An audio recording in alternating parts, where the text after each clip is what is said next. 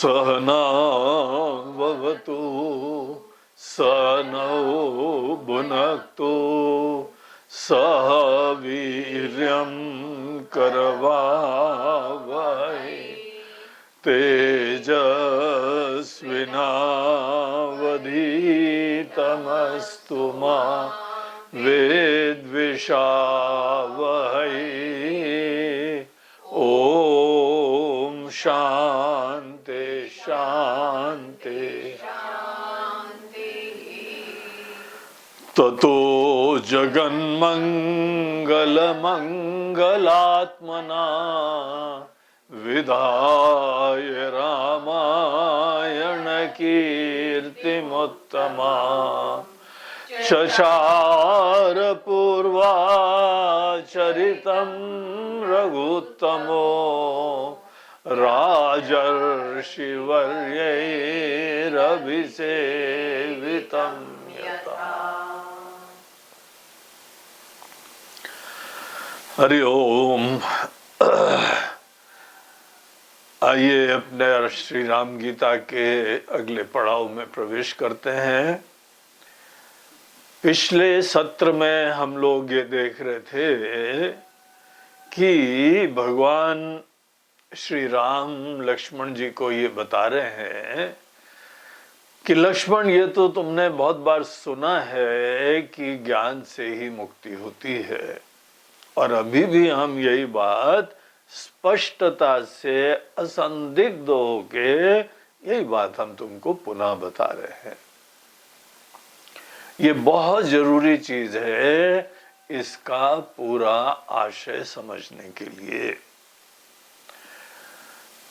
देखो, जब हम लोग अपने प्रॉब्लम की डायग्नोसिस करते हैं, जब मूल रूप से समस्या के स्वरूप को समझते हैं, तो इसमें कोई शंका नहीं है कि यहाँ पे किसी कर्म से, किसी देवता से, कभी ईश्वर की इच्छा से कोई व्यक्ति सफर नहीं करता है।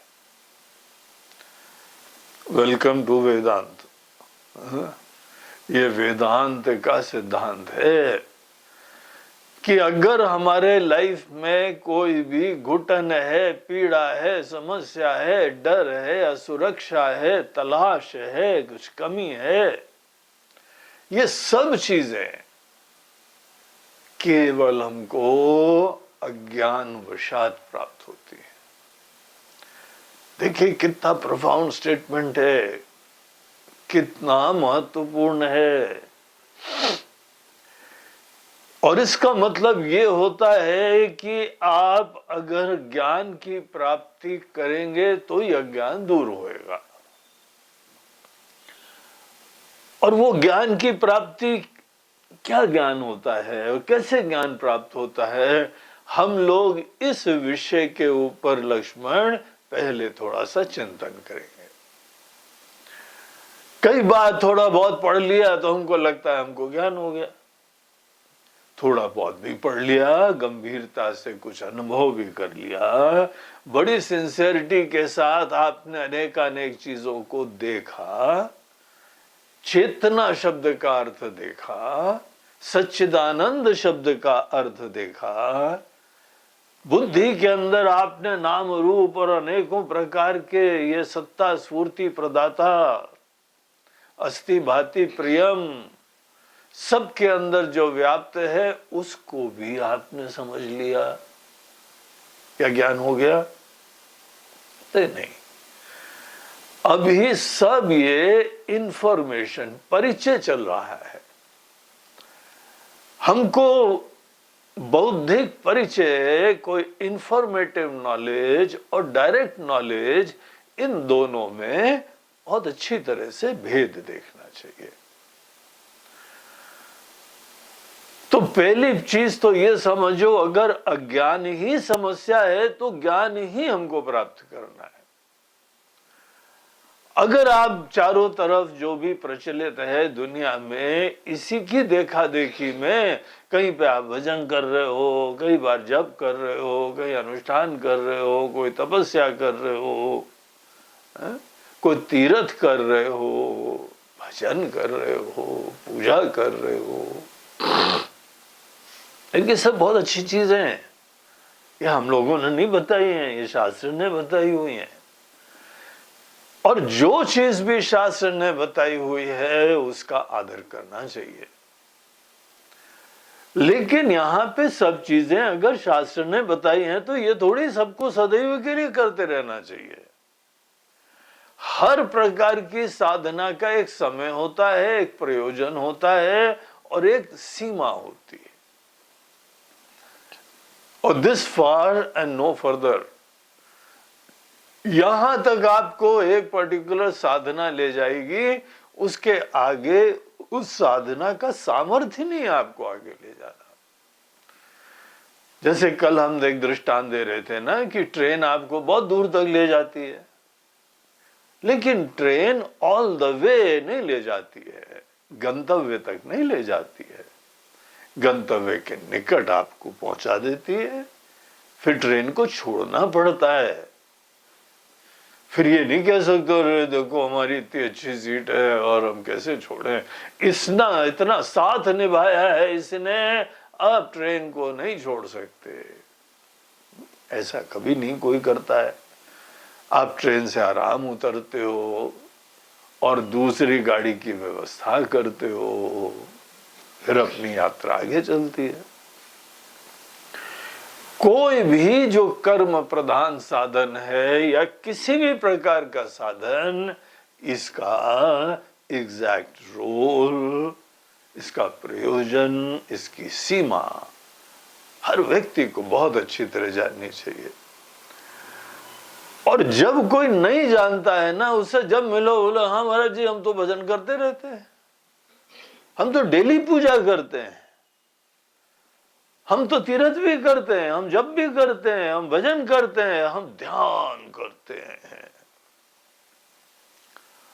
और आपको आश्चर्य होगा जान के ध्यान भी कितने टाइप के होते हैं।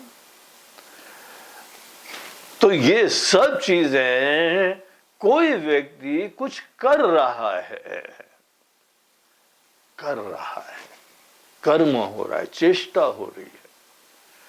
ये चेष्टा निश्चित रूप से कुछ आशीर्वाद देती है, क्योंकि शास्त्रोक्त है, भगवान ने बताया है, वेदों ने बताया, गीता ने बताया है। लेकिन ये यहां राम जी स्पष्टता से बता रहे हैं, लक्ष्मण तुम्हारा जैसा प्रश्न है कि हम इस अज्ञान के सागर के पार कैसे चले जाएं। हम खुद अपने अंदर परमात्मा का हृदय में साक्षात्कार कर ले, जान जाए, निश्चय कर ले। अगर वो लक्ष्य अपने सामने रखते हो तो ये सब कर्मों को बहुत आगे तक हम नहीं ले जा सकते। देखो भजन करना बड़ा अच्छा है जब हमको किसी के प्रति श्रद्धा, प्रेम और भावना जगाना होता है। आपको जो है वो पूजा करना बहुत अच्छा होता है क्योंकि सब चीजें भगवान को अर्पण करना सीखना होता है। भक्ति से, प्यार से, पूर्ण श्रद्धा से अपने आप को गौण करके भगवान की सेवा करने की चेष्टा करनी होती है।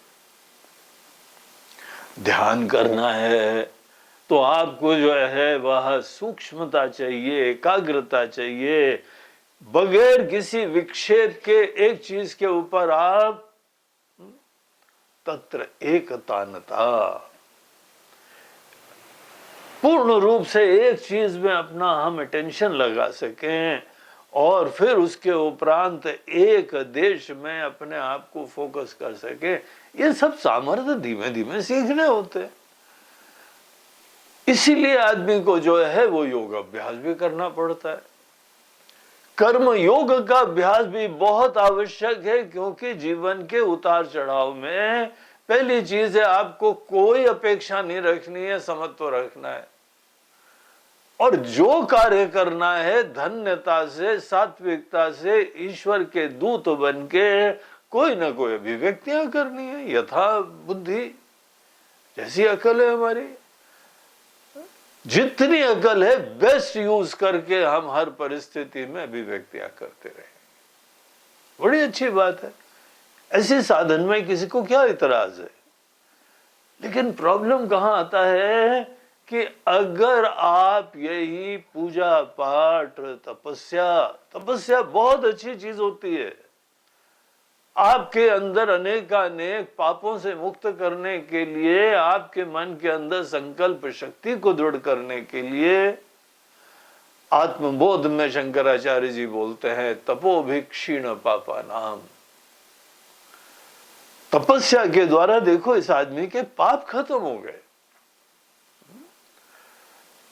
तपस्या से आपका विल पावर अच्छा हो जाता है और प्रमाद वशात जो प्राप्त अनेकानेक संस्कार हैं उससे छुटकारा मिल जाता है।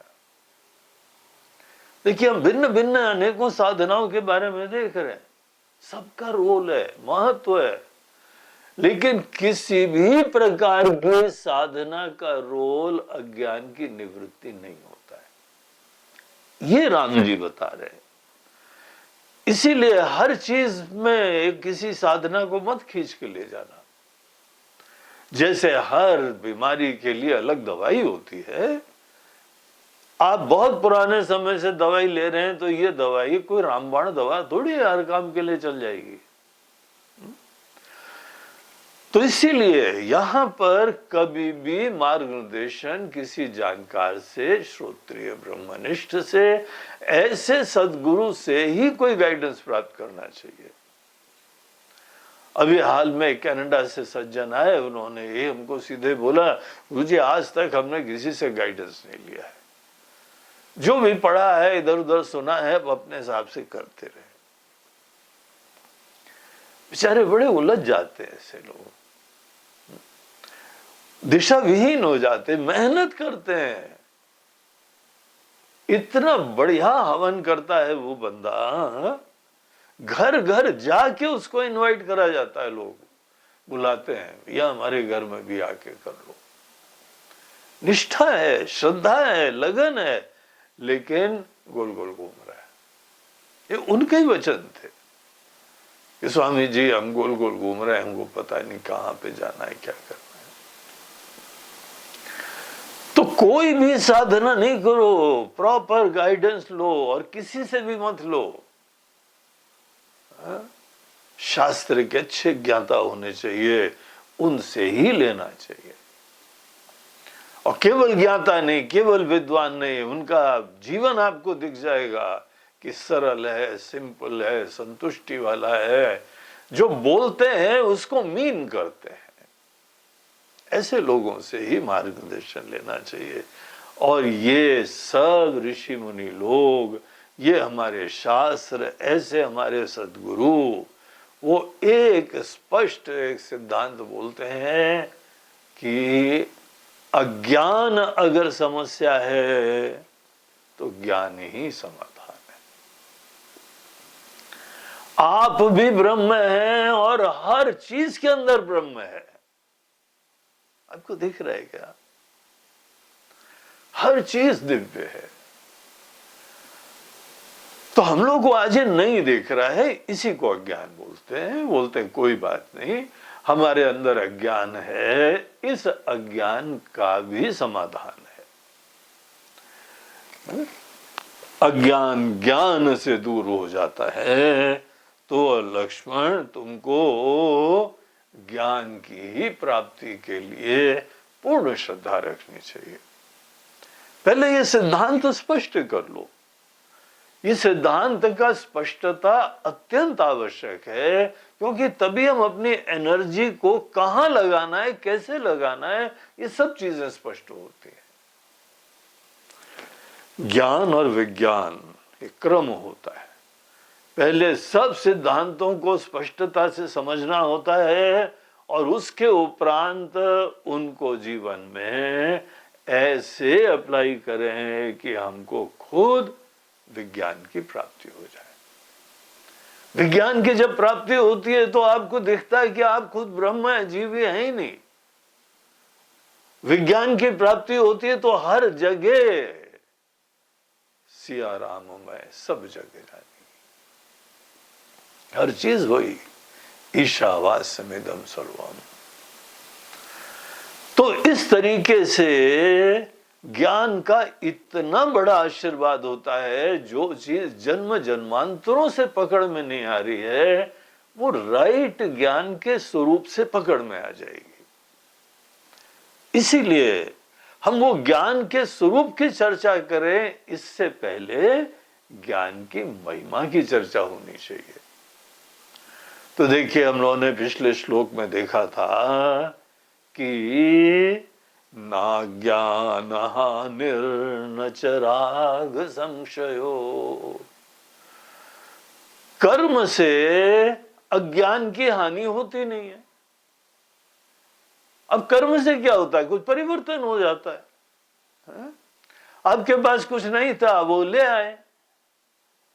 यहां कुछ चीजें हमको प्राप्त नहीं थी, धन प्राप्त हो गया, दौलत प्राप्त हो गई, ऐश्वर्य प्राप्त हो गया, प्रसिद्धि प्राप्त हो गई, नाम शोहरत प्राप्त हो गई, मिल गई। लेकिन इसके अब प्राप्ति प्रॉब्लम थोड़ी था। हमारे पास आज बहुत ज्यादा जो है धन नहीं है, अरे सन्यासी लोग छोड़ छाड़ देते हैं, सब नहीं छोड़ पाते हैं। छोड़ने के बाद फिर कुछ ना कुछ पद प्राप्त करते हैं, कुर्सी प्राप्त करते हैं, प्रसिद्धि प्राप्त करते हैं। ये ईगो फुलफिलमेंट के और वाइकेरियस तरीके होते हैं। हमारे गुरुदेव ने कभी नहीं करा, स्वामी तपोवन जी ने नहीं करा। वो ये नहीं है कि हम जाके कहीं पे जो है वो मठाधीश बन जाएं, मंडलेश्वर बन जाएं, ये सब चीजें बन जाएं। उनके पास तो लोग आतुर होके आते रहते थे। बोला हमारे सिद्धांत के अंतर्गत इस चीज का कुछ भी महत्व नहीं है। जो दुनिया है, हमको अपनी शिक्षा की व्यवस्था बनानी है, जिस ज्ञान को देना है, उसके अलावा हमारे जीवन में किसी चीज की कोई प्राथमिकता नहीं है।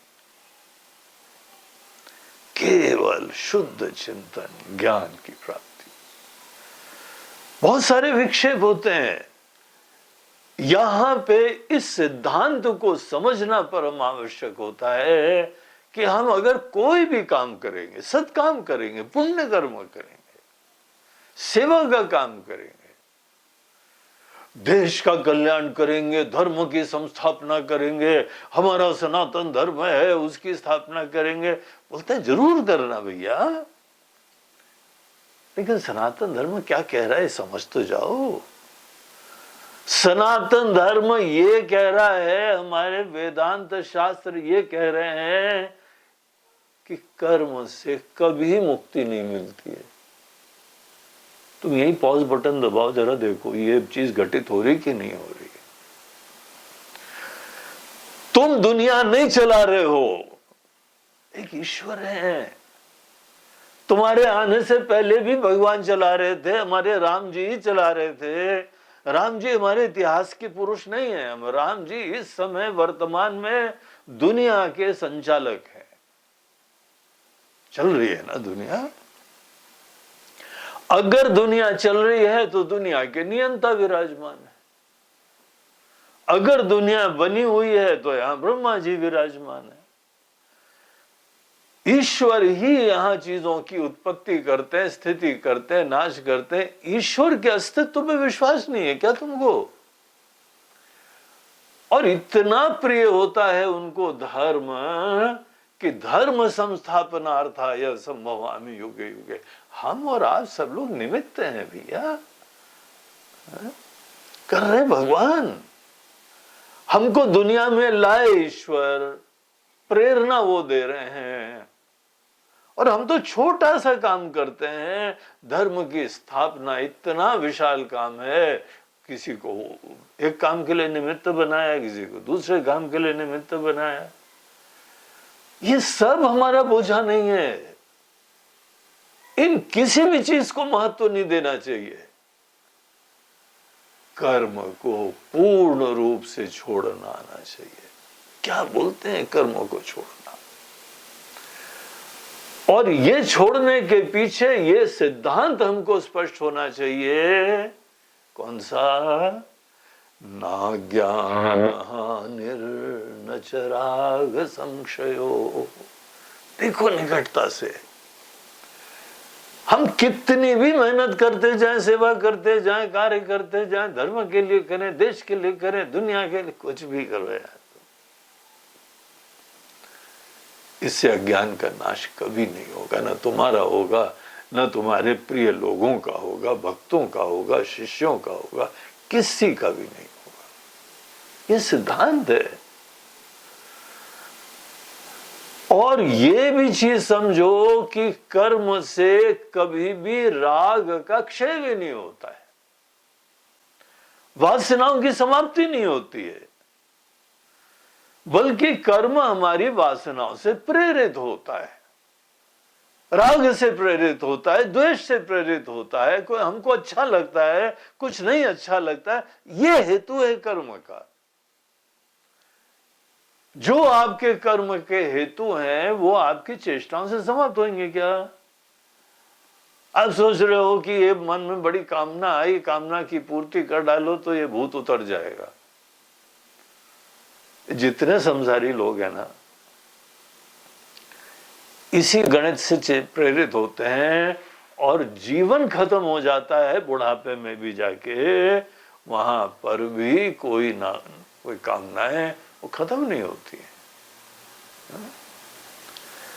तो ऐसा ये गणित मत रखो, ये देखो बहुत गंभीर बातें हैं।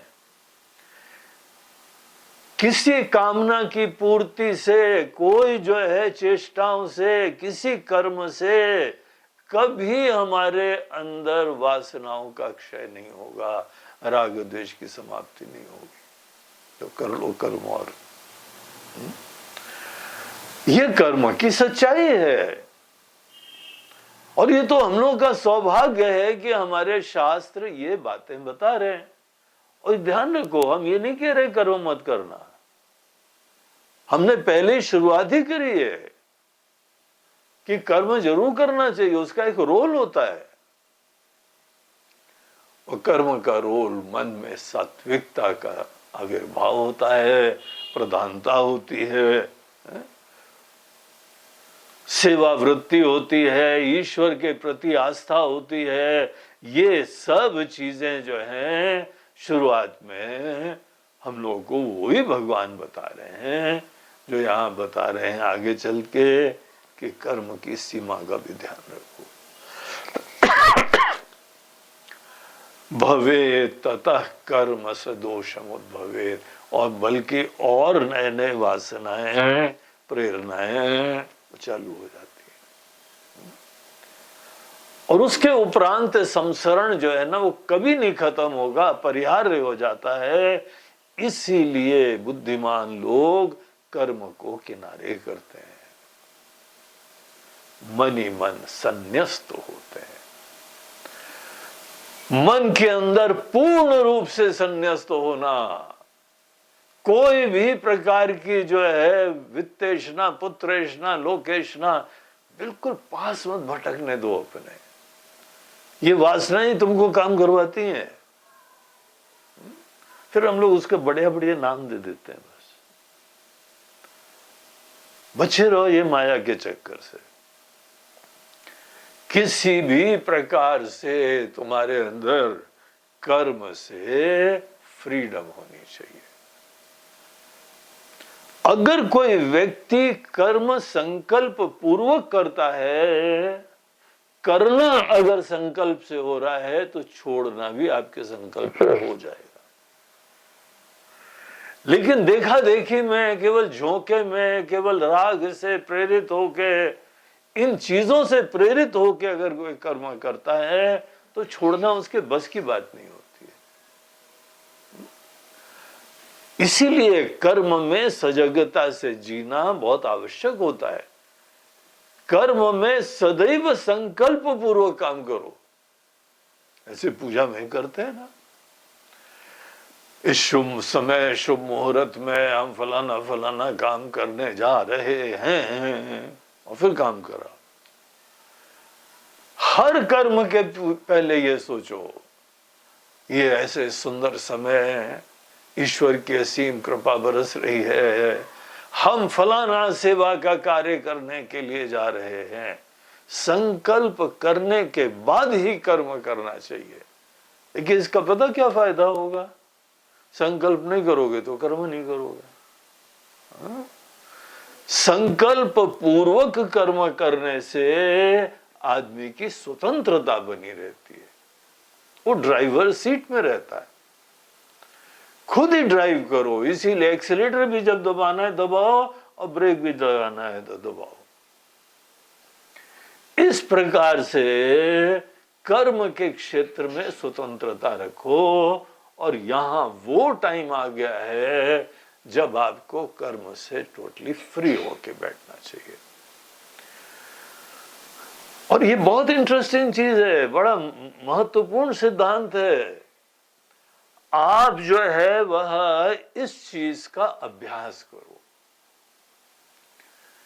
कि हमारे ऊपर कोई बर्डन नहीं है, कोई प्रेरणा नहीं है, हमको ये दृष्ट दुनिया में न कुछ प्राप्त करना है, न कुछ अनुभव करना है, न कोई सिद्ध करना है, न कोई जुगाड़ करना है। ऐसे देखो और टोटल फ्री होके थोड़ी देर बैठना सीखो। शुरुआत में कुछ करना नहीं, केवल निवृत्त हो के पूर्ण रूप से थोड़ी देर बैठो। जी वेरी डिफिकल्ट, कैसे बैठे? कुछ ना करके बैठे? बोलते हाँ ये तुमको सीखना चाहिए, कैसे जो है हम बिल्कुल कुछ ना करें। क्योंकि पहली चीज तो संकल्प पूर्वक कर्म करने के समय हमने देखा है कि जो चीज जीवन में आवश्यक है, संकल्प करो, मेहनत करो, वो चीज सिद्ध हो जाती। इन सब लेसन्स को लर्न करने के बाद ये बातें कही जा रही हैं। तो ये व्यक्ति कितना समर्थ हो गया है। जो चीज भी जिम्मेदारियां थी, आवश्यकता थी, सब उसने संकल्प करा, पूरा कर दिया। ये सामर्थ्य अपने अंदर जगाओ और कोई बहाने मत बनाओ, अरे बड़ा मुश्किल है। कुछ मुश्किल नहीं है। चांद सितारों पे जाना इंसान के लिए मुश्किल नहीं है। लोग बैठे हुए हैं, थोड़ी बोर के बैठे हैं, अरे बड़ा मुश्किल है, रोड तो है ही नहीं, कैसे जाएंगे? कोई मुश्किल नहीं। तुमने मुश्किल बोला, वो चीज मुश्किल हो जाएगी। पहली चीज तो हम अपने अंदर संकल्प पूर्वक कोई काम करके किसी चीज की सिद्धि, संकल्प से सिद्धि तक मेहनत करनी चाहिए। इसीलिए कॉन्फिडेंस हो जाता है, हम कुछ भी प्राप्त कर सकते हैं। दूसरी एक और इंपॉर्टेंट चीज ये है कि यहां पे दुनिया इतनी व्यवस्थित रूप से चल रही है, सृष्टि है इतनी अद्भुत है कि देखो तो निहारते रहो। एक एक वस्तु इतने प्यार से बनी हुई है और संचालन हो रहा है उसका। हम लोग जानते हैं कि हम नहीं कर रहे, हमारे आने से पहले ही दुनिया चल रही है। तो ईश्वर का अस्तित्व स्वीकार होता है। भगवान कृष्ण गीता में कितनी जगह कहते हैं, वो पूर्ण विश्वास रखे तो देखो यार तुम,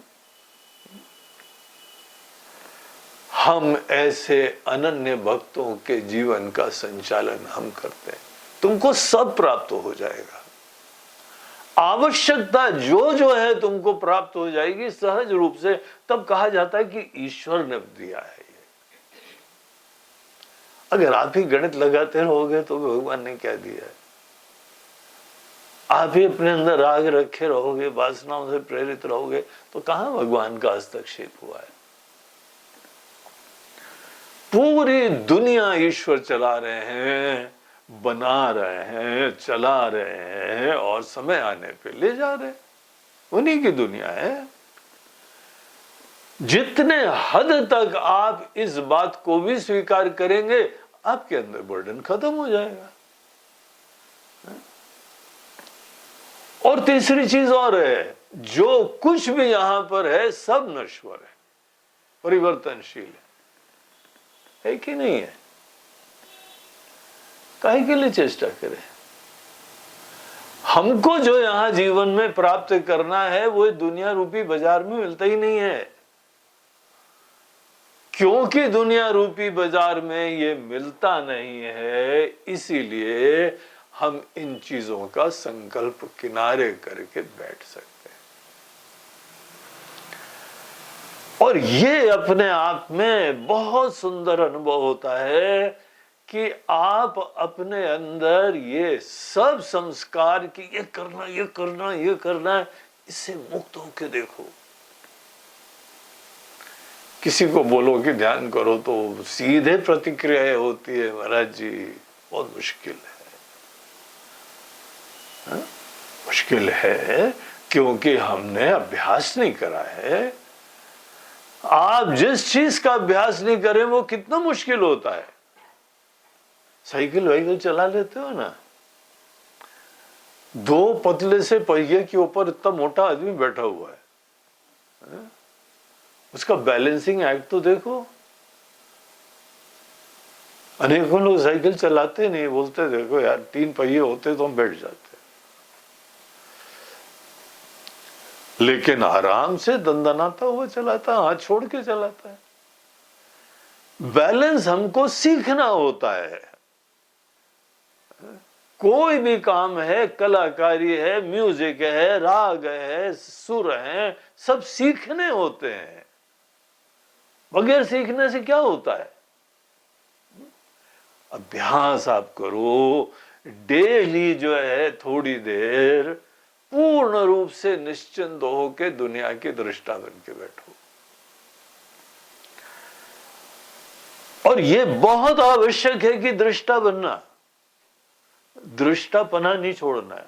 दृष्टा बनना कोई कर्म नहीं हो रहा है, केवल आप देख रहे हो, पूरी संवेदना से देख रहे हो, पूरे ध्यान से देख रहे हो, ईश्वर की महिमा देख रहे हो।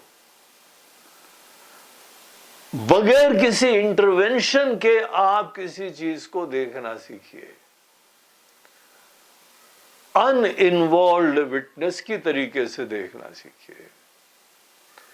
कोई व्यवस्था चल रही है, देश चल रहा है, एक सन्यासी आदमी पूर्ण रूप से असंग तटस्थ होके इसको देखता है, करने के लिए नहीं, हस्तक्षेप के लिए नहीं है। महाराज जी सब लफड़ा है, सब पापी लोग हैं, जरा हम ही जाके उद्धार करते हैं, ये कर्म का चालू हो गया है। फिर यहां ये अभ्यास बताया जा रहा है कि आप केवल देखिए, कर्म को किनारे करके देखो। अपने लिए भी आपको कुछ नहीं करना है, आपको किसी प्रकार से चेष्टा कर्म के द्वारा कुछ अर्जित करके नहीं लाना है। थोड़ी देर तो बैठो, भगवान पे भरोसा बोलते हो, श्रद्धा है, मगर थोड़ी देर शांति से बैठ भी नहीं सकते हो। ये कैसा भगवान पे विश्वास है कि भगवान के ऊपर हम सब छोड़ नहीं सकते। तो हर जगह अपना नाक घुसेड़ने वाले लोग होते हैं ना, जब गाड़ी में अपने हमारे साथ बैठते हैं, सदैव बीच में नाक घुसेड़ते रहते हैं। अरे गुरु जी गुरु जी गुरु जी ध्यान दे, यहां से ये गाड़ी आई और वो गाय आई और ये साइकिल आ गई और ये हो गया।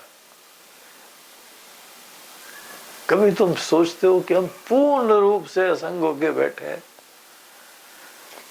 यहां कुछ चला रहा है दुनिया को, तुम केवल देखो। कई बार हम लोग कुछ नहीं करते हैं, ये भी हमारा अनुभव होता है, और वो निद्रा के पूर्व इतने थक जाते हैं, कुछ नहीं करते यार कल देखेंगे। उसको हम नहीं बता रहे, अब बोल रहे हैं आप जगे रहो, दुनिया की संवेदना रखो, उसकी ब्यूटी देखो, हस्तक्षेप नहीं करो, अपेक्षा नहीं करो। उस स्टेट ऑफ माइंड को कभी अनुभव करा है? सन्यासी व्यक्ति उस स्टेट ऑफ माइंड की प्राप्ति करता है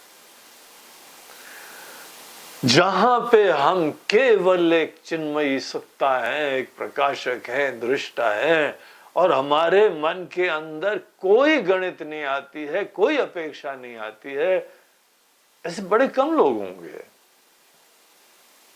लेकिन हम हैं। आप सोच लो, हमको ऐसे ही करना है। हा? ऐसे स्टेट ऑफ माइंड से जिसके अंदर रत्ती मात्र कर्म की प्रेरणा भी नहीं हो रही है, कोई कामना नहीं है, कोई डर नहीं है, कोई अपेक्षा नहीं है, कोई चिंता नहीं है। गीता के 18वें अध्याय में भगवान कृष्ण बोलते हैं, काम्यानाम कर्मणाम न्यासम।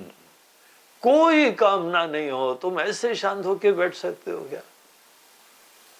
जिन उसको सन्यासी बोलते हैं। शंकराचार्य जी, आदि शंकराचार्य जी, अभी नए नए वाले बहुत भिन्न भिन्न बातें बोलते हैं। आदि शंकराचार्य जी की बातें ही नहीं बोलते हैं। गद्दी उनकी होती है, उन्हीं का ऐश्वर्य होता है, उनकी महिमा होती है, लेकिन वो जो है उनका ज्ञान ही नहीं है। तो यहां पर जो है वो बहुत स्पष्टता से आचार्य बार बार बोलते हैं, बगैर सन्यास के कभी आपको ज्ञान नहीं प्राप्त होगा। मन के अंदर एक कोने में ये करना, वो करना, ये करा, वो करा, ये सब कचरा भरा हुआ है, और फिर आप सोचो ऐसे मन से ज्ञान प्राप्त होगा? कभी नहीं प्राप्त होगा। ये यहाँ पे राम जी बोलते हैं, संसार का चक्र सदैव कर्म में लगने वालों को ही प्रसाद की तरह प्राप्त होता है। अगर तुम थोड़ी देर भी, वैसे केवल थोड़ी देर वाली बात नहीं है, ये थोड़ी देर की बात हम केवल इसलिए कह रहे हैं कि आपके अंदर अभ्यास हो। अंततः अगर आपको आत्म का ज्ञान प्राप्त करना है तो पूर्ण रूप से सदैव के लिए अपने ऊपर से कर्म का बोझा खत्म कर देना चाहिए, परमानेंटली। सत्कार्य असत्कार्य कुछ नहीं। जो व्यक्ति कर्म से इस तरीके से मुक्त नहीं होता है लक्ष्मण, वो व्यक्ति को कुछ भी ज्ञान दो कभी ज्ञान नहीं प्राप्त कर पाएगा। तो ये बात जब कही राम जी ने तो कुछ लोगों को एकदम मन में प्रश्न होता है। देखिए, ये प्रश्न बहुत आवश्यक होता है। प्रश्न उसके अंदर होता है जो आज तक किसी सिद्धांत से युक्त था, संकल्प पूर्वक जी रहा था, कुछ कन्विक्शंस थे उसके अंदर, अब है ही नहीं, झोंके में बस बहते चले जा रहे हो, कटी पतंग, पता नहीं क्या करना है क्या नहीं करना है। ऐसे लोग जो हैं वो प्रश्न नहीं करते, वो अंधविश्वासी हैं, कर्म भी अंधविश्वास से कर रहे हैं और ज्ञान भी प्राप्त हुआ। हाँ महाराज जी ठीक है, सतवचन सतवचन, या तुमको क्या पता सतवचन, समझ रहे हो क्या?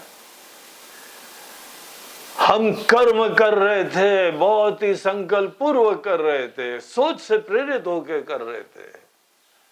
ऐसा एक शिष्य यहाँ पे प्रश्न पूछता है। क्या प्रश्न पूछता है, आइए वो देखें। ननु क्रिया वेद मुखे न चोदिता,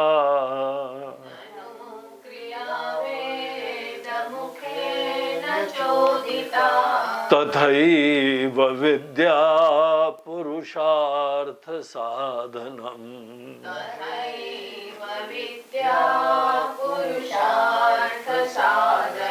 कर्तव्यता प्राण भृता प्रचोदिता,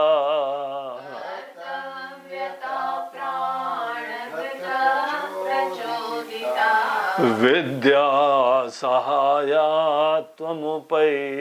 सा पुनः,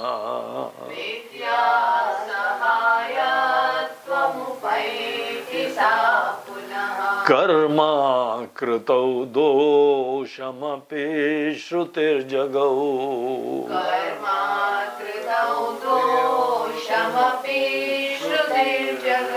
तस्मात् सदा कार्यमिदं मुमुक्षुणा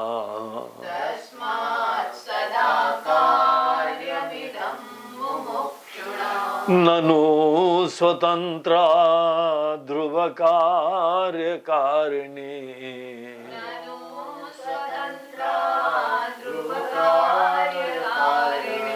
विद्या न किंचिद् मनसाप्यपेक्षते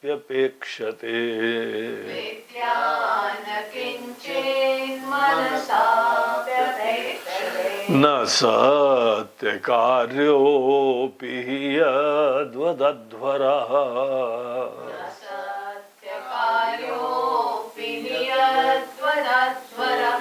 प्रकांक्षते न्यान्यपि कारकादिकान्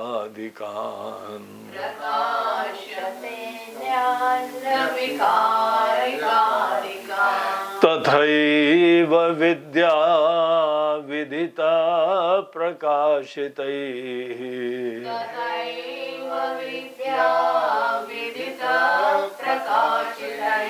विशेष्यते कर्मभिरेव मुक्तये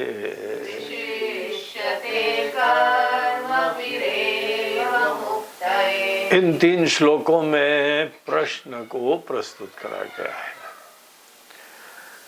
देखिए ये बहुत महत्वपूर्ण है, और जब किसी व्यक्ति के मन में थोड़ा चिंतन होता हो ना, विचार होता हो, तब उसको ज्ञान देने में मजा भी आता है।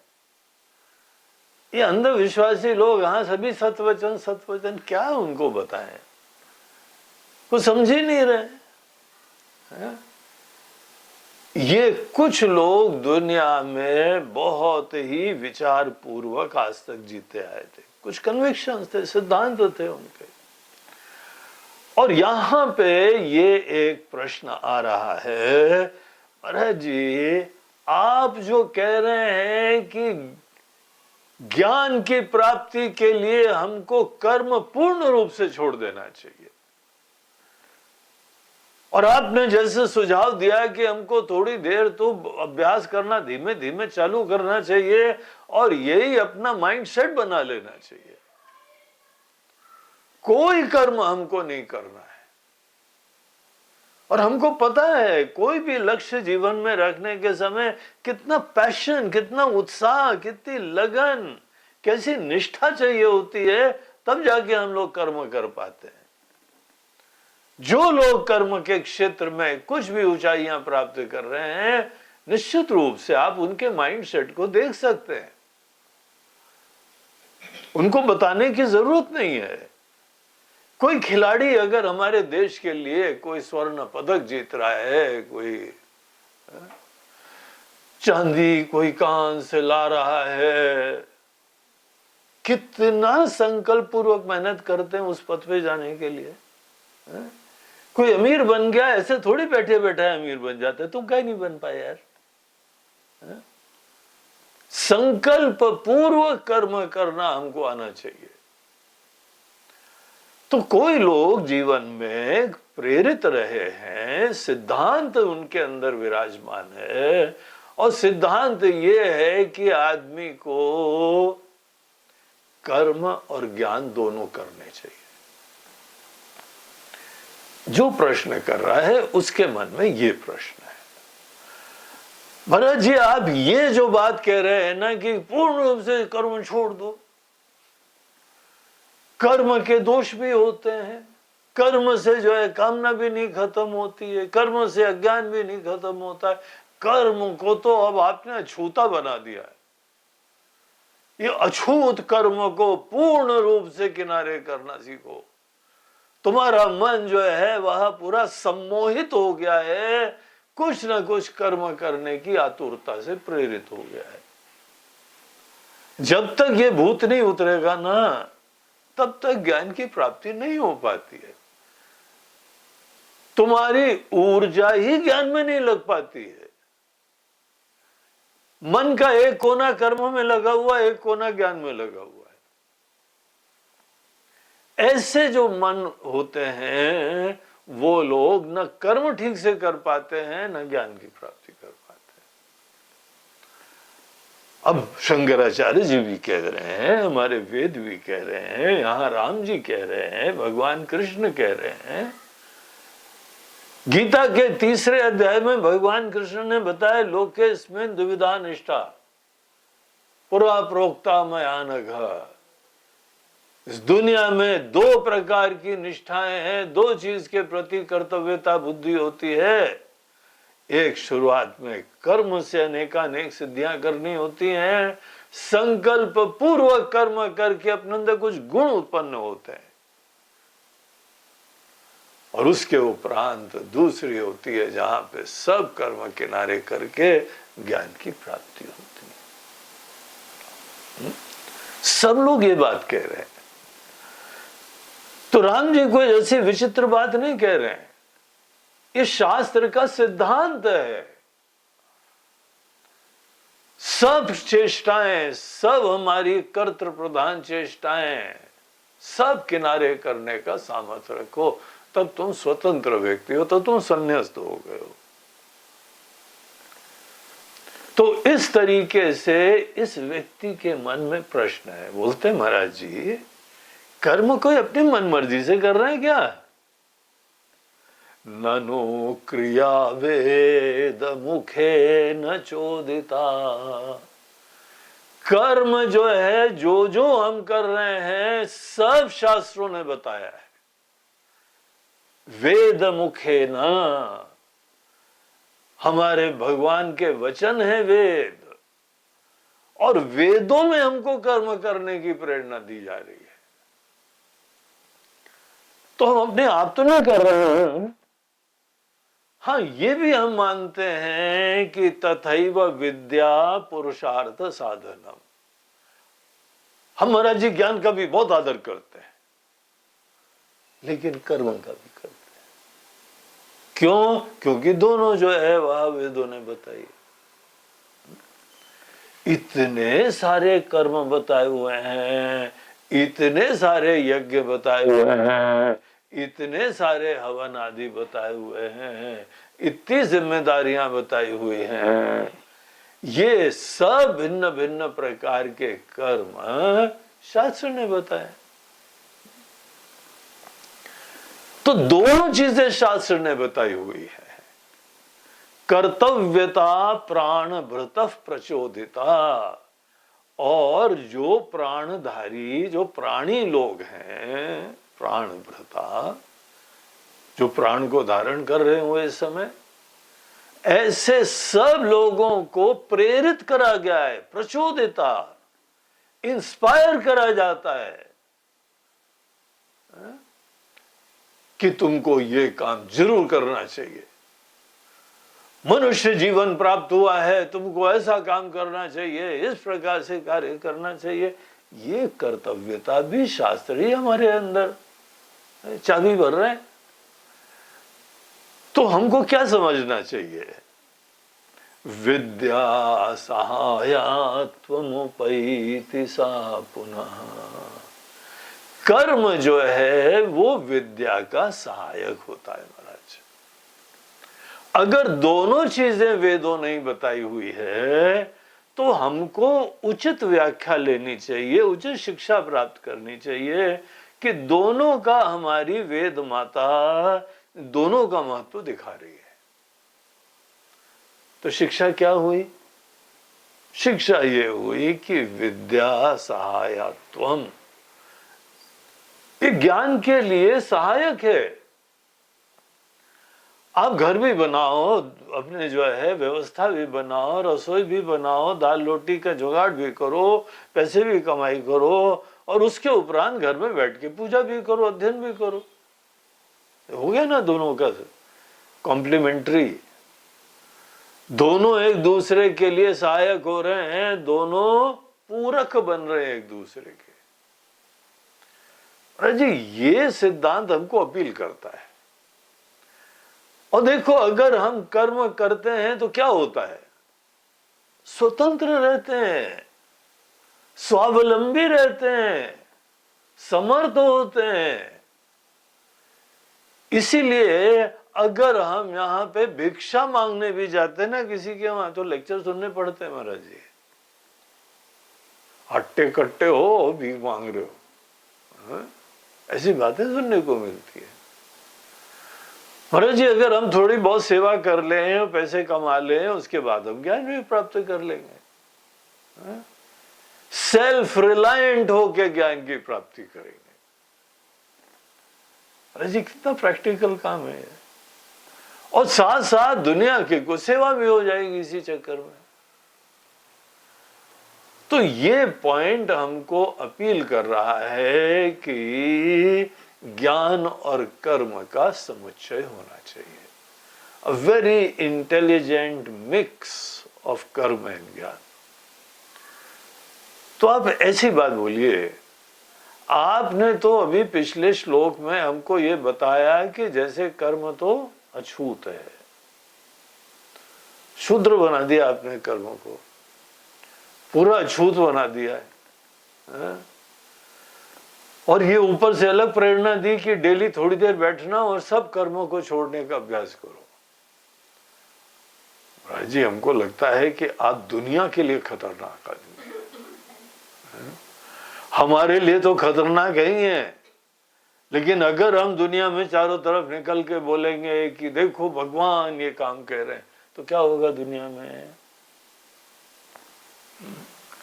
दुनिया में सब काम हम छोड़ देंगे, नौकरी धंधा छोड़ देंगे, और आने को बिजनेस छोड़ देंगे, खेती बाड़ी छोड़ देंगे। ये तो कर्म है, तो मुसीबत है। महाराज जी ऐसी शिक्षा देनी चाहिए जहां पे जो है वो आदमी स्वावलंबी भी रहे, स्वतंत्र रहे। हम अपनी प्रकृति के अनुरूप सेवा कर लेंगे, और आपको हम पूर्ण रूप से विश्वास दिला सकते हैं कि अपने मन के अंदर ये दुनिया भर के जो भी अपेक्षाएं थी, सपने थे, पूरा कर लेंगे तो ज्यादा शांत मन से हम विचार कर पाएंगे। और देखिए श्रुति ने आगे क्या कहा है, कर्मा कृतौ दोषमपि श्रुतिर्जगौ। केवल इतना नहीं है कि हमको कर्म के लिए शास्त्र प्रेरणा दे रहे हैं, वो क्या बता रहे हैं, कर्म अकृतौ, अगर तुमने कर्म नहीं करे, दोषम अपि श्रुति ही जगौ, श्रुति उसका दोष दिखा रही है। समझ जाओ, अगर ऐसे प्रमादी होके जीवन जियोगे, कुछ भी कर्म नहीं करोगे, तो फिर जो है ऐसे ऐसे दोष आएंगे। तो अनेक प्रकार के हमको दोष दिखाते हैं कि अगर हमने काम नहीं करा। तस्मात् सदा कार्यमिदं मुमुक्षुना। क्या शिक्षा मिलती है इससे?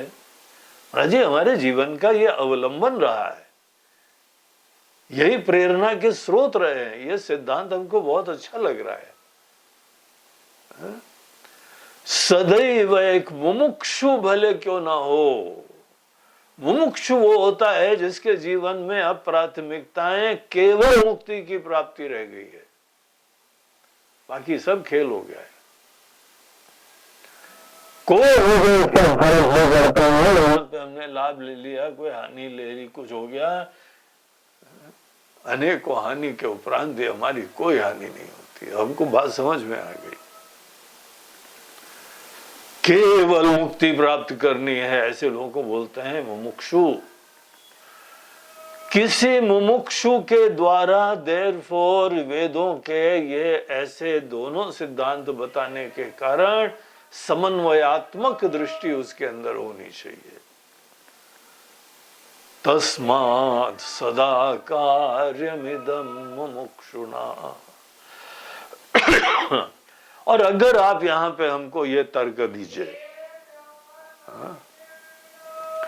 कि देखो भाई कैसे कर्म की जरूरत तो तब पड़े ना तुम ये बड़े जोश में सिद्धांत बता रहे हो, दलील दे रहे हो। ज्ञान और कर्म एक दूसरे के पूरक होते हैं। अगर बाय द वे किसी व्यक्ति के मन में ये बात आए, ननु स्वतंत्रा ध्रुव कार्य कारिणी विद्या न किंचित मनसा अपि अपेक्षते। अगर कोई व्यक्ति ऐसी दलील दे कि विद्या अपने आप में कोई फल देने में स्वतंत्र होती है, स्वतंत्र उसको बोलते हैं कि कर्म की जरूरत ही नहीं होती। अगर आप ऐसी दलील दीजिए कि विद्या अपने आप में ही कंप्लीट पैकेज है, सब मिल जाएगा विद्या से, सपोज अगर आप ऐसा कोई दलील देते हैं, विद्या न किंचित अपि मनसा अपि न अपेक्षते, मन में सोचने की भी जरूरत नहीं है, कुछ लोग ऐसी दलील दे रहे हैं,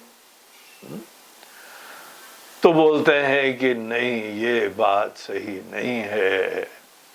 जैसे यहाँ पे जब हम लोग हवन करते हैं, जब यज्ञ करते हैं, हवन यज्ञ आदि को कहा जाता है अध्वरा। न सत्य कार्योपि यद्वदध्वरा। जैसे ये कर्म, हवन आदि कर्म, ये सब चीजें सत्य कार्य हैं।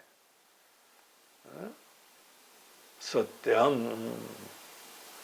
मुंडकोपनिषद में खंड चालू होता है कि इदम सत्यम, बिल्कुल सत्य है कि ये जो भी यह सत्य कार्य डेफिनेटली फल देने वाले जो कर्म होते हैं, हवन होते हैं, अवश्य फल देते हैं। तुमको अभी तक नहीं विश्वास हो, तुम्हारा प्रॉब्लम है। लेकिन यज्ञ हवन को बहुत समर्थ देखना, वेदों में बहुत चीजें बताई जाती हैं। तो ये सत्य कार्य भी तो भी प्रकांक्षते अन्यानपि कारकाधिकान। कोई भी हवन हो, यज्ञ हो, आपको पता है कितने कारक होते हैं उसमें? कारक होते हैं कर्म के कंपोनेंट्स, अनेकों कर्म के कंपोनेंट होते हैं। करने वाला होता है, वस्तु होती है, सामग्री होती है, देवता होते हैं, क्रिया होती है, चेष्टा होती है, मंत्र होते हैं, फिर फर्म होता है। ये सब अनेकानेक कंपोनेंट्स, कारक, भिन्न भिन्न कारकों के द्वारा ही तो जाके कोई कर्म संभव होता है। जैसे कि कोई भी यज्ञ हवन अनेकों प्रकार के कारकों की अपेक्षा करता है, तथैव विद्या विदितः प्रकाशितैः विशेष्यते कर्मभिरेव मुक्तये। उसी तरीके से ज्ञान की प्राप्ति कर रहे हो ना। ज्ञान की प्राप्ति की प्रक्रिया में भी अनेकानेक कारकों की मदद लेनी पड़ती है। यहाँ कारक कौन कौन से हैं? गुरु जी के पास जाते हो, ग्रंथ का अध्ययन करते हो, अनेकों प्रकार का वातावरण बनाते हो। आश्रम तुम जो है पहाड़ों में एकांत में वहां बना रहे हो जाके, और आश्रम के अंदर अनुकूल वातावरण बनाने के लिए वहां पे तुमने ध्यान का भी कक्ष बनाया हुआ है, वहां पे तुमने मंदिर भी बनाया हुआ है, और वहां सत प्रेरणाएं तुम प्राप्त करते हो। देखो, और हाँ, साथ साथ भोजन तो चले गई, सात्विक, और कुछ ना कुछ जो है तुमको थोड़ा बहुत हाथ पैर भी हिलाना पड़ेगा, एक्सरसाइज भी करनी पड़ेगी, थोड़ा टहल के आ जाना, थोड़ा योगासन कर लेना, प्राणायाम कर लेना।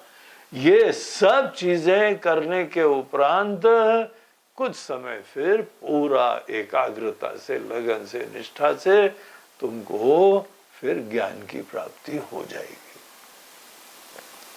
तो महाराज जी फिर क्या समझे हम लोग? कि केवल ज्ञान से मुक्ति होती है, ये आपका सिद्धांत बड़ा डेंजरस है। अब दुनिया के लिए हानिकारक हो। अगर आप जैसे लोग यहां छूट के घूमते रहे ना, तो समाज का सत्यानाश का रल हो गया। बड़ी मुसीबत से ऐसे समाज को बनाया है जहां लोग कर्म भी करते हैं और पढ़ाई करते हैं, ज्ञान की प्राप्ति करते हैं। महाराज जी कोई स्टूडेंट है, स्टूडेंट की पढ़ाई के लिए कौन कौन से सहायक चीजें चाहिए? माता पिता रगड़ते रहते हैं, सब संसाधन जमा करते हैं, तब ये महाशय पढ़ाई करते हैं जाके। और आपका आश्रम ऐसे ही चल रहा है क्या? कितने सारे भक्त लोग पीछे सेवा कर रहे हैं।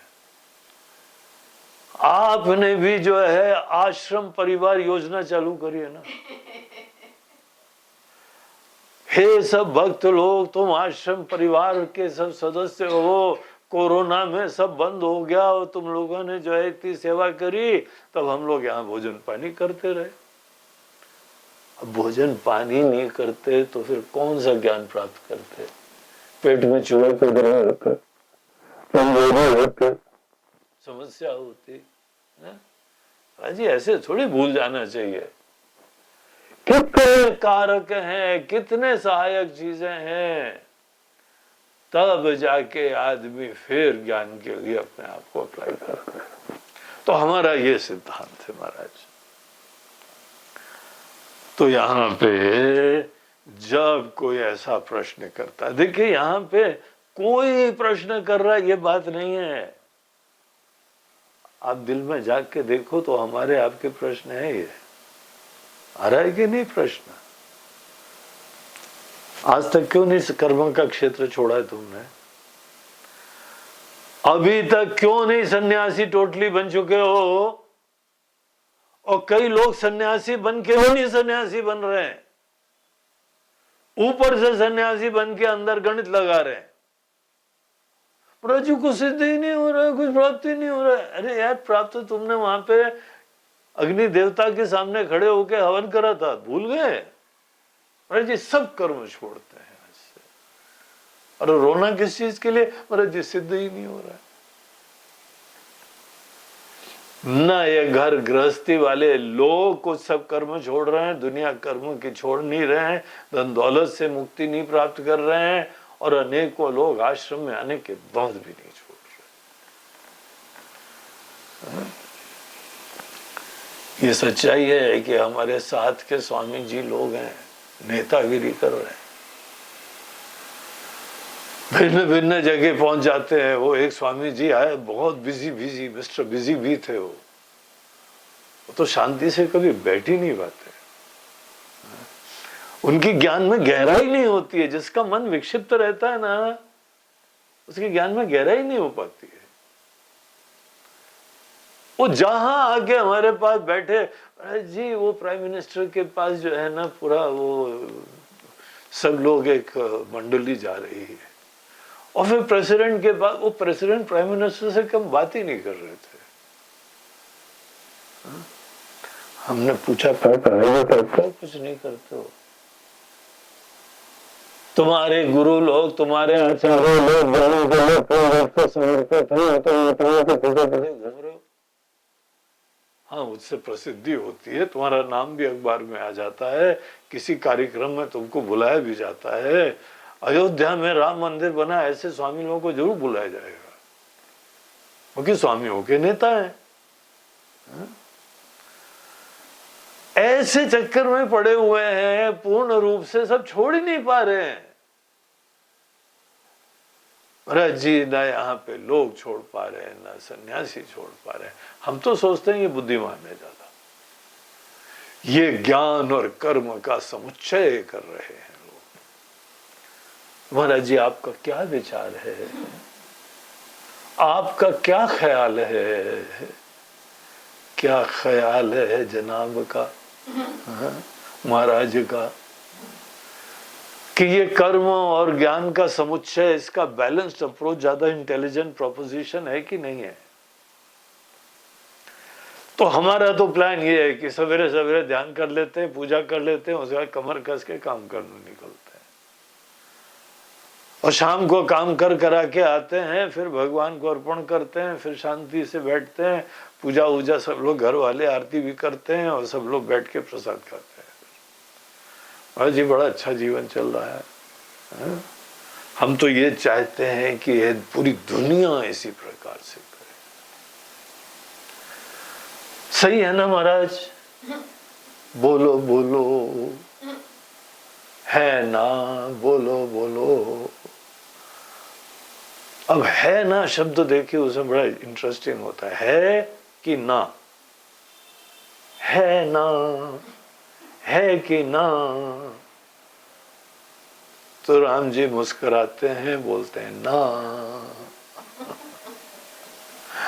तुम पूर्ण रूप से पोंगा पंडित हो, तुम ना समझ हो, और हम तुम्हारे ऊपर आरोपण नहीं लगाएंगे, हम तुमको बुद्धिमत्ता से ही समझाएंगे, प्रमाण पूर्वक समझाएंगे। तो क्या समझाते हैं, ये आगे के श्लोक हैं, इसको भी हम लोग पढ़ लें, अर्थ फिर अगले सत्र में देखेंगे। केचिद् वदन्ति इति वितर्कवादिनः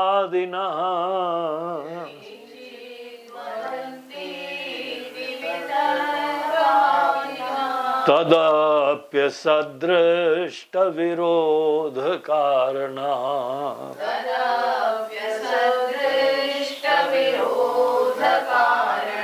देहाभिमानात् अभिवर्धते क्रिया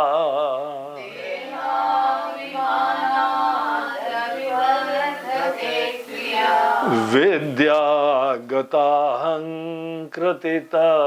प्रसिद्ध्यति।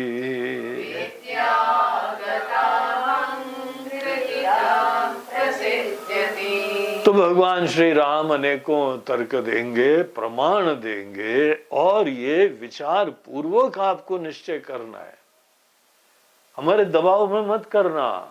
किसी ने बोला है इसलिए नहीं करना, आपके जीवन का प्रश्न है, इसीलिए आपको संतुष्टि होनी चाहिए। ये प्रश्न जायज है, अनेकों के मन में आता है, इसलिए शांति से, गहराई से, बहुत महत्वपूर्ण विषय है, इसको अच्छी तरह समझ लो तो तुम्हारा जीवन बदल जाएगा। तो ये प्रसंग यहाँ पे भगवान क्या बोलते हैं, इसको हम लोग कल देखते हैं। ओम पूर्णमदः पूर्णमिदं पूर्णात् पूर्णमुदच्यते पूर्णस्य पूर्णमादाय पूर्णमेवावशिष्यते। ओम शांति शांति हरि ओम श्री गुरुभ्यो नमः। हरि ओम नमः पार्वती हर हर महादेव नर्मदे हर। बोलो गंगा मैया की जय। आज से श्राद्ध पक्ष चालू हो रहे हैं और आपको राम गीता के महिमा महात्म्य का एक बात हम बताएं। ये राम गीता के आगे एक महात्म्य के श्लोक आते हैं, उस महात्म्य के श्लोक में बताया हुआ है, और संभवतः भगवान की प्रेरणा भी इसीलिए हुई कि यहाँ पे इस पावन पर्व में श्री राम गीता के ऊपर प्रवचन करे जाएं, इसका चिंतन मनन करा जाए। राम गीता के इस महात्म्य के श्लोक में एक जगह कहा गया है, राम गीता पठन भक्त्या यह श्राद्धे भोजयेत द्विजात तस्य ते पितरः सर्वे यान्ति विष्णु परम पदम। जो व्यक्ति श्राद्ध पक्ष में यही राम गीता का अध्ययन करता है, चिंतन करता है पूर्ण रूप से भक्ति से, भक्त्या, ऐसा व्यक्ति यहां पे अपने इस सत्कार्य मात्र से, इतना मात्र से पढ़ रहा है बस, तस्य ते पितरः सर्वे यान्ति विष्णु परम पदम। उस व्यक्ति के जो पूर्वज हैं वो विष्णु रूपी परम पद की इस कर्म के पुण्यवशात उनकी गति होती है। ये महिमा है। और आज से जो है पितृपक्ष चालू हो रहा है।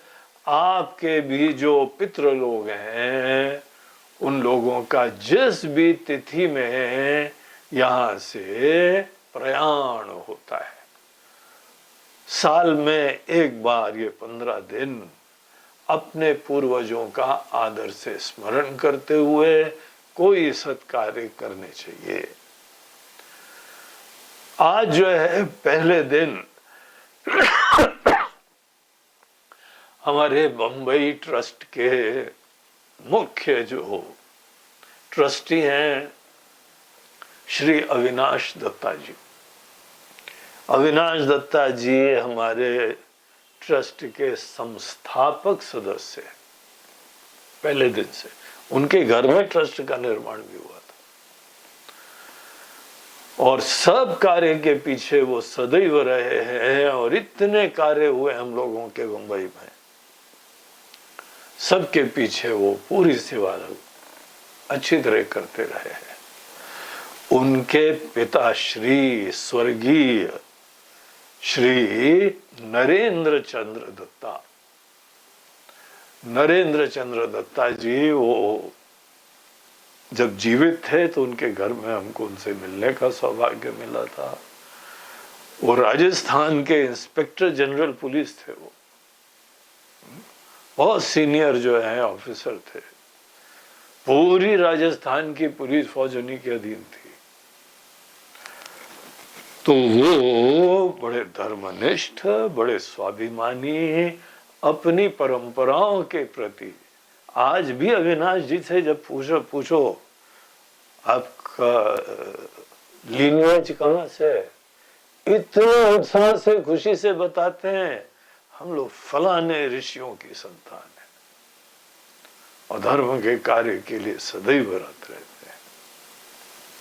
ब्राह्मण है और साथ साथ क्षत्रियत्व भी होता है। विशेष एक लीनिएज है उनकी। और नरेंद्र दत्ता जी भी इसी ही प्रकार के बड़े विशाल लंबी चौड़ी पर्सनालिटी थी और यही स्वाभिमान और प्रेरणा थी उनके अंदर। आज उनकी पुण्यतिथि है, दिवंगत हो गए हैं, स्वर्गवासी हो गए हैं। यहां से उनके स्वजन लोग, विशेष रूप से उनके सुपुत्र श्री अविनाश दत्ता, कितना अच्छा नाम रखा उन्होंने, बेटा तुम अविनाशी हो जाओ, अविनाशी तत्व को भी जानो। तुमको हम भगवान से बोल बाल के गुरु जी से मिलवा देंगे, तुमको अविनाशी तत्व भी वो बता देंगे। और हम तुम्हारे बारे में यही सपना देखते हैं कि तुम इस जन्म में विनाश से अविनाश तक पहुंच जाओ। ऐसे पिताजी थे, ऐसी माताएं थी। पिताजी ने अपना पूरा सेवा करी और अब पुत्र की बारी है। वो भगवान से प्रार्थना कर रहे हैं हमारे पिताजी को और अच्छी गति हो, जहां पर भी हो उनको सदगति प्राप्त हो। तो आज पहले दिन अविनाश दत्ता जी की तरफ से इस महायज्ञ में उनकी तरफ से आहुति दी जा रही है। बहुत बहुत शुभकामनाएं अविनाश दत्ता जी को और उनके स्वर्गीय पिताजी के लिए भी भगवान के श्री चरणों में हमारी प्रार्थना है। हरि ओम तत्सत।